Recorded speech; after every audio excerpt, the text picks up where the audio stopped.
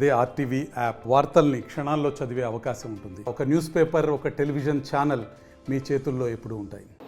కేంద్ర ప్రభుత్వము హోంమంత్రి అమిత్ షా ఒక లక్ష్యంగా పెట్టుకొని అంటే 2026 మార్చి ఆఖరి లోపల మావోయిస్టులని నక్సలైట్లని అంతం చేస్తామని చెప్పి ఒక పక్కా ప్రణాళికతో ఒక పథకం ప్రకారము మరి కేంద్ర ప్రభుత్వమే ఆపరేషన్ కగార్ పేరుతోన ఇప్పటికే 8 నెలల కాలంలో 320 మందిని బూటకప్ ఎన్కౌంటర్ల పేరుతోన హత్యలు చేశారు. వారిలో మహిళలు 117 మంది ఉన్నారు.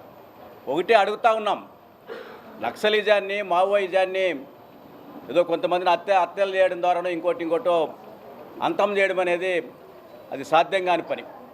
ఏదైనా ఉంటే వారు ప్రభుత్వం ముందు ఉంచుతున్నటువంటి ఆ సమస్యలను పరిష్కారానికి చర్చలకి సంప్రదింపులకి వాళ్ళని పిలిచి మాట్లాడాలి తప్ప ఎటువంటి మేము సంప్రదింపులు జరపము, చర్చలు జరపము, మాట్లాడడం వాళ్ళతో అని చెప్పి ఏకపక్షంగా ఎన్కౌంటర్లు చేసే అధికారం మీకు ఎవరిచ్చారని చెప్పి మేము ప్రశ్నిస్తూ ఉన్నాం. ఈరోజు ఎవరిని నమ్ముతా ఉన్నావు నీవు?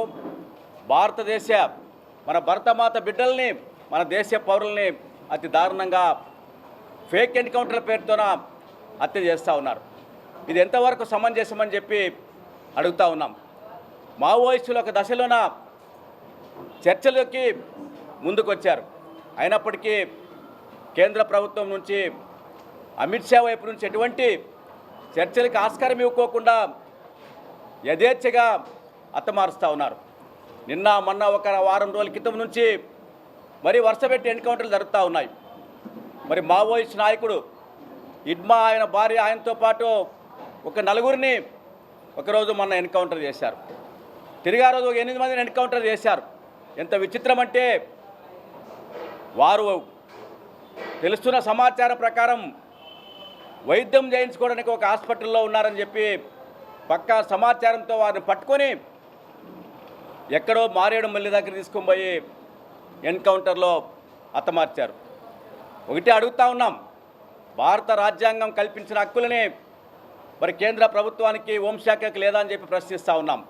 అంటే రాజ్యాంగాన్ని, చట్టాలని ప్రభుత్వాలే ఉల్లంఘిస్తూ ఉన్నాయి. వారు దొరికితే చట్టం ప్రకారం శిక్షించవచ్చు, కోర్టుల్లో హాజరుపెట్టవచ్చు, కోర్టుల్లో హాజరుపెట్టి అరెస్ట్ చేసి హాజరుపెట్టి ఆ పద్ధతుల్లో శిక్షలు విధించే అధికారం ప్రభుత్వాలకు ఉండొచ్చు. అట్లాంటి ఆలోచన చేయకోకుండా మేము ఏకపక్షంగా చంపేస్తామని చెప్పి మొండిగా ఈ కేంద్ర ప్రభుత్వం మరి ఒక లక్ష్యాన్ని నిర్దేశించుకొని ముందుకు పోతూ ఉంది. దీన్ని వెంటనే ఆపాలని చెప్పి వామపక్ష పార్టీలుగా డిమాండ్ చేస్తూ ఉన్నాం. ఎందుకంటే ఏదైనా కానీ చర్చల ద్వారా, సంప్రదింపుల ద్వారా పరిష్కారం చేసే అవకాశం ఉంటుంది. వారు పెట్టే సమస్యల్ని మీరు పరిష్కారం చేసే ముందుకు రావాల్సిన అవసరం ఉంది. మీరు మావోయిస్టులు అంతం చేస్తామంటా ఉన్నారు. మరి వారు పెట్టే సమస్యల్ని కొన్నిటైనా చర్చలు జరిపి పరిష్కారం చేయడం అని చెప్పి మేము కోరుతూ ఉన్నాం. భూ సమస్యను పరిష్కరించండి, నిరుద్యోగ సమస్యను పరిష్కరించండి, అదేవిధంగా పేదరిక నిర్మూలన కోసం మీరు పనిచేయండి, అదేవిధంగా దోపిడీకి వ్యతిరేకంగా మీరు పనిచేయండి. అట్లాంటి వాటి కోసము మీరు లక్ష్యాన్ని పెట్టుకొని పనిచేస్తే అది సమాజానికి, దేశానికి ఉపయోగపడుతుంది తప్ప అలాంటి వాటివి ఏం లేకోకుండా మేము ఏకపక్షంగా ఆదివాసీ ప్రాంతాల్లో ఉన్నటువంటి అటవీ సంపదని దోపిడీ చేయడానికి, దోచుకోవడానికి కార్పొరేట్ శక్తులకి అప్పజెప్పాలనే ఉద్దేశంతోన మావోయిస్టులతో పాటు అనేక మంది గిరిజన ఆదివాసీలని, అమాయకులను కూడా నక్సలైట్ల పేరుతోన హతమారుస్తూ ఉన్నారు. ఇప్పటికైనా ఈ దుర్మార్గపు అనాగరికంగా ఈ ఎన్కౌంటర్లను ఆపాలని చెప్పి కోరుతూ ఉన్నాము. వెంటనే ఆపి వారితో చర్చలు జరపాలి, వారి సమస్యలు పరిష్కారం చేయాలని చెప్పి ఈ సందర్భంగా డిమాండ్ చేస్తూ ఉన్నాం. రాబోయే కాలంలో ప్రజలంతా గమనిస్తూ ఉన్నారు. ఎన్కౌంటర్ల పేరుతో ఆత్మహత్య తర్వాత వారి అంత్యక్రియలు జరుగుతూ ఉంటే వేల మంది వస్తూ ఉన్నారు అంత్యక్రియలకి. అంటే ఊరికి రావడం లేదు. వారు కూడా సమాజం కోసం పనిచేస్తూ ఉన్నారు, ప్రజల కోసం, పేదల కోసం, హరిజన, గిరిజన, బడుగు, బలహీన వర్గాల వారి కోసం పనిచేస్తూ ఉన్నారు.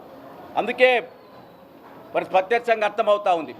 అందుకే తక్షణమే ఈ మారణకాండను ఆపాలని చెప్పి కోరుతూ జ్యుడిషియరీ విచారణ జరపాలని చెప్పి విచారణ జరిపి ఫేక్ ఎన్కౌంటర్ల మీద విచారణ జరపాలని ఎవరైతే దీనికి బాధ్యులు ఉన్నారో వారి మీద చర్యలు తీసుకోవాలని చెప్పి కూడా ఈ సందర్భంగా డిమాండ్ చేస్తూ ఉన్నాం.